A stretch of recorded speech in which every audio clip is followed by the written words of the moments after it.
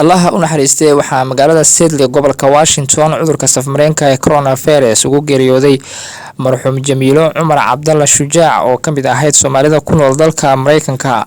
waa qofkii saddexaad ee u dhintay cudurka COVID-19 oo Soomaali ah marka loo eego Mareykanka, waxaana lagu aasay isla magaalada Seattle gobolka Washington. culimada iyo qaybaha kala duwan ee bulshada ayaa uga tacsiyay qoysaska iyo qaraabada ay ka baxday marxuumada, waxaana ay sheegeen in dadka Soomaaliyeed looga baahan yahay inay qaataan fariimaha wacyigelinta ee looga hortagayo ama lagu xakameynayo cudurka COVID-19.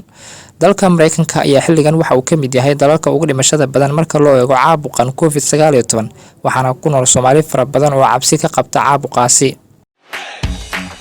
shirkadda Dahabshiil waxay macaamiisheeda meel kastoo idaafaha caalamka ay ka joogaan ugu bushaaraynaysaa in iyaga oo jooga guryahooda ama base goobahooda shaqo ay heladooda iyo asxaabtooda lacagaha ugu diri karaan si fudud adiga oo isticmaalaya abka Talk Remit.